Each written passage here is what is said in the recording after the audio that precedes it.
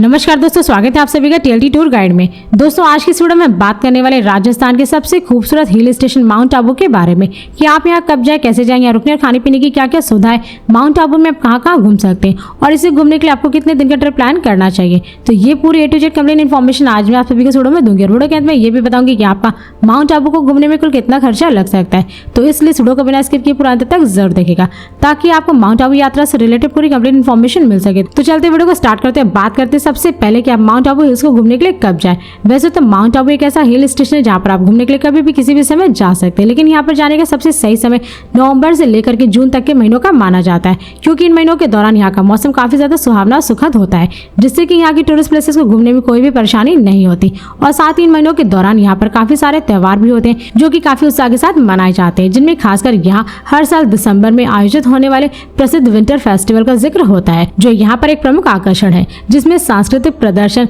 जुलूस और राजस्थान की समृद्ध विरासत और परंपराओं का जश्न मनाने वाली कई गतिविधियां देखने को मिलती हैं। और साथ ही सर्दियों का मौसम दर्शनीय स्थलों की यात्रा, ट्रैकिंग और क्षेत्र के वन्य जीवों और वनस्पतियों की खोज के लिए एकदम सही समय है। मगर ये आपके ऊपर डिपेंड करता है कि आप माउंट आबू हिल्स को किस सीजन में घूमना पसंद करते हैं। दोस्तों अब बात करें कि आप माउंट आबू कैसे पहुंचे। वैसे तो माउंट आबू एक ऐसा हिल स्टेशन है जहाँ पर आप by train, by plane, by bus और अपने निजी वाहन द्वारा काफी आसानी से पहुंच सकते हैं। दोस्तों यदि आप माउंट आबू बाई ट्रेन जा रहे हैं तो यहाँ का निकटतम रेलवे स्टेशन खुद आबू रोड रेलवे स्टेशन है, जो कि देश के विभिन्न शहरों के रेलवे स्टेशनों से रेलमार्ग द्वारा काफी अच्छी तरीके से जुड़ा हुआ है, जिससे कि आप अपने नजदीकी शहरों के रेलवे स्टेशनों से ट्रेन पकड़ के direct Abu road railway station तक पहुंच सकते हैं। और इस रेलवे स्टेशन से माउंट आबू हिल्स की दूरी लगभग 25 किलोमीटर है।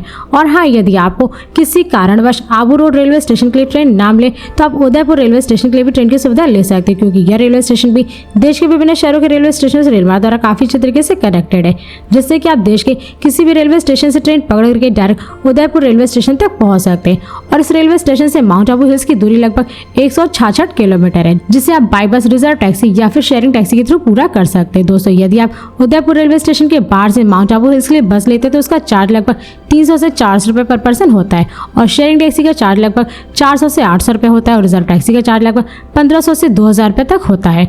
और दोस्तों यदि आप माउंट आबू बाई फ्लाइट जा रहे हैं तो यहाँ का नजदीकी एयरपोर्ट उदयपुर में स्थित महाराणा प्रताप एयरपोर्ट है, जो कि एक डोमेस्टिक एयरपोर्ट है, जिससे कि यहाँ देश के प्रमुख शहरों से ही फ्लाइटें आती हैं। इसलिए यदि आपको उदयपुर एयरपोर्ट के लिए डायरेक्ट फ्लाइट ना मिले तो आप अहमदाबाद में स्थित सरदार वल्लभ भाई पटेल इंटरनेशनल एयरपोर्ट के लिए भी फ्लाइट की सुविधा ले सकते हैं, क्योंकि यह एयरपोर्ट देश के विभिन्न छोटे बड़े शहरों के एयरपोर्टों से एयरलाइंस के द्वारा काफी अच्छी तरीके से जुड़ा हुआ है, जिससे कि आप दिल्ली, चंडीगढ़, जयपुर, पटना, मुंबई, अयोध्या, अमृतसर, कोचिन, चेन्नई और बैंगलोर आदि जैसे शहरों के एयरपोर्टों से आप फ्लाइट पकड़ के डायरेक्ट आबू अहमदाबाद एयरपोर्ट तक पहुंच सकते हैं। और इस एयरपोर्ट से माउंट आबू हिल्स की दूरी लगभग 223 किलोमीटर है, जिसे आप बाई बस, रिजर्व टैक्सी या फिर शेयरिंग टैक्सी के थ्रू पूरा कर सकते हैं। दोस्तों यदि आप अहमदाबाद एयरपोर्ट के बाहर से माउंट आबू हिल्स के लिए बस लेते हैं तो उसका चार्ज लगभग 450 से 500 रुपए पर पर्सन होता है, और रिजर्व टैक्सी का चार्ज लगभग 3500 से 4000 रुपए तक लगता है। और दोस्तों यदि आप माउंट आबू बाई बस जाना चाहते हैं तो इस हिल्स के लिए आपको डायरेक्ट बस दिल्ली, मुंबई, चंडीगढ़, जयपुर, उदयपुर, अहमदाबाद, सिरोही और राजस्थान राज्य के विभिन्न शहरों से आपको बस की सुविधा मिल जाएगी,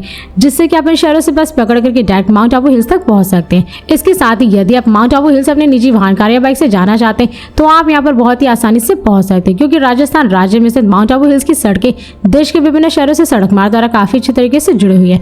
और साथ ही यहाँ की सड़कों पर आपको जगह जगह पर खाने पीने के लिए बहुत सारे प्राइवेट होटल, रेस्टोरेंट देखने को मिल जाएंगे, जिससे कि आप अपने निजी वाहनों द्वारा रास्ते में जगह जगह पर खाते पीते मौज मस्ती करते हुए हसीन वादियों को देखते हुए आप बहुत ही आसानी से माउंट आबू हिल्स पहुंच जाएंगे। दोस्तों अब बात करें कि माउंट आबू हिल्स पहुंचने के बाद आप अपना स्टे कहाँ बनाएं।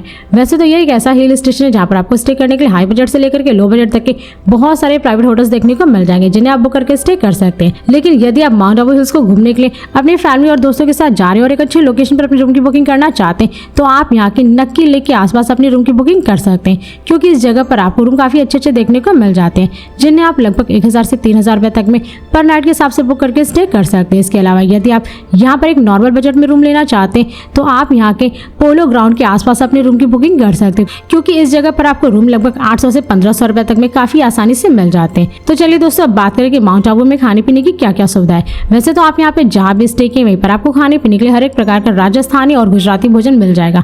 लेकिन यदि आप वहाँ पर खाना नहीं चाहते तो आपको नक्की लेक और पोलो ग्राउंड के आसपास खाने पीने के लिए बहुत सारे प्राइवेट होटल, रेस्टोरेंट और स्ट्रीट फूड वाले देखने को मिल जाएंगे, जहाँ पर आप जा करके लगभग 100 से 200 रुपये पर प्लेट भोजन कर सकते हैं। तो दोस्तों अब बात करें कि आप माउंट आबू हिल्स में कहाँ कहाँ घूम सकते हैं। वैसे तो आप यहाँ पर सबसे पहले नक्की लेक को घूम सकते हैं। माउंट आबू के अरावली पर्वतमाला में स्थित नक्की लेक प्रकृति प्रेमियों के लिए स्वर्ग के समान है, क्योंकि जब आप इस लेक के शांत पानी में बोटिंग करते हैं तो आप माउंट आबू के जीवन को अपने सामने प्रकट होते हुए देखना रोमांचक होता है।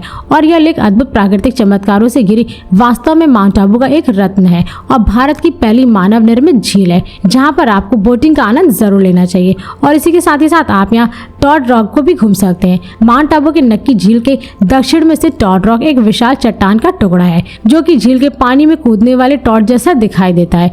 और इसका रास्ता नक्की झील के पास से शुरू होता है, जिससे कि आपको टॉड रॉक तक पहुंचने के लिए लगभग 260 सीढ़ियां चढ़नी होती हैं। और माउंट आबू के शुभंकर के रूप में जाना जाने वाला यह स्थान सभी आगंतुकों की यात्रा में सबसे अधिक बार देखे जाने वाले स्थानों में से एक है, जिससे कि आप इस चट्टान पर चढ़ करके आसपास के झील, हरे भरे पहाड़ी क्षेत्रों की मनोरम सुंदरता को अपने लुभाने दृश्यों में कैमरे में कैद कर सकते हैं। इसी के साथ ही साथ आप यहाँ पर हनीमून पॉइंट को भी घूम सकते हैं। लगभग 4000 फीट की ऊंचाई पर स्थित हनीमून पॉइंट डूबते सूरज का एक शानदार दृश्य प्रस्तुत करता है, जो आसमान को पीले और लाल रंग में रंग देता है। और नक्की लेक के पास में स्थित हनीमून पॉइंट तक पहुंचने के लिए आपको लगभग 2 किलोमीटर का ट्रैक करना होता है। लेकिन अगर आप ट्रैकिंग के शौकीन नहीं है तो आप चोटी तक पहुंचने के लिए टट्टू की सवारी का भी आनंद ले सकते हैं। और इस पॉइंट का नाम इसलिए रखा गया है क्योंकि इस जगह पर 2 चट्टानें हैं, जो कि एक पुरुष और एक महिला की तरह दिखती है, जिससे कि इस स्थान का नाम हनीमून पॉइंट रख दिया गया।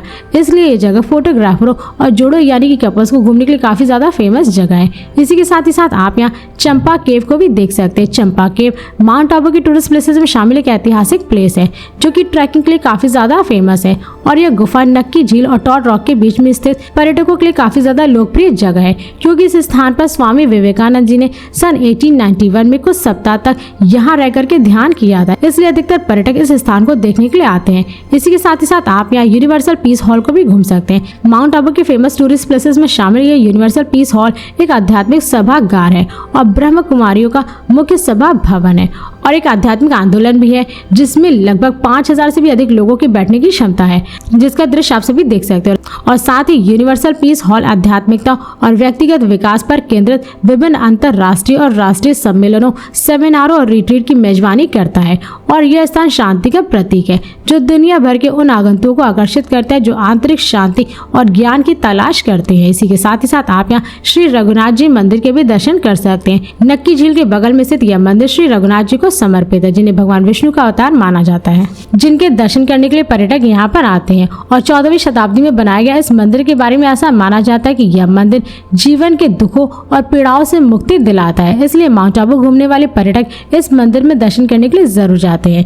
इसी के साथ ही साथ आप यहाँ गौमुख मंदिर के भी दर्शन कर सकते हैं। संत वशिष्ठ को समर्पित इस मंदिर के निर्माण से कई रोचक कहानियां जुड़ी हुई हैं, क्योंकि ऐसा कहा जाता है कि संत वशिष्ठ ने इस स्थान पर एक यज्ञ किया था, जिससे 4 प्रमुख राजपूत वंशों का निर्माण हुआ। और एक विशाल चट्टान को काटकर बनाए गए इस मंदिर में एक पत्थर की नकाशीदार गाय का सिर है, जिसमें संगमरमर की गाय के मुख से एक प्राकृतिक जलधारा बहती है।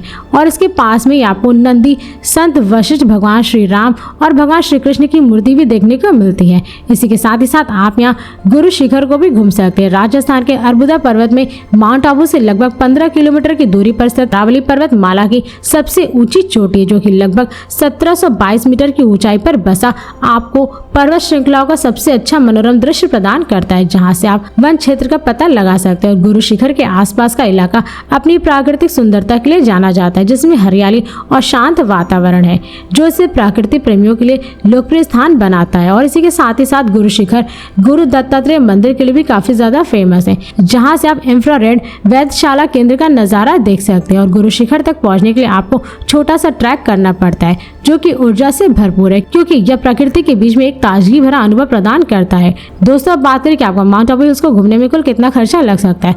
वैसे तो यह एक ऐसा हिल स्टेशन जहाँ पर आपको घूमने के लिए काफी सारे प्लेसेस देखने को मिल जाते हैं, जिससे कि माउंट आबू के फेमस टूरिस्ट प्लेसेस को घूमने में आपको कम से कम 3 दिन तो बहुत ही आसानी से लग जाएंगे। तो दोस्तों यदि आप माउंट आबू हिल्स को घूमने के लिए 3 डे 2 नाइट का ट्रिप प्लान करते हैं तो इसमें आपका कुल खर्चा लगभग 10,000 रुपये पर पर्सन लग सकता है। मगर ये सारे खर्चे आपके ऊपर डिपेंड करते हैं, क्योंकि माउंट आबू हिल्स को घूमने के लिए आप किस राज्य और शहर से जा रहे हैं, यहाँ पर आप कहाँ घूमेंगे, क्या क्या खरीदेंगे, तो ये सारे खर्चे आपके ऊपर डिपेंड करते हैं। तो दोस्तों इस वीडियो को यहीं पर समाप्त करते हैं और यदि ये वीडियो आप सभी को पसंद आए तो इस वीडियो को लाइक करें और चैनल को सब्सक्राइब जरूर करें। इसके साथ ही बेल आइकन जरूर दबाएं ताकि इससे मेरी नई वीडियोस आपके पास सबसे पहले पहुंचे। तो फिर मिलते हैं नेक्स्ट वीडियो में। धन्यवाद।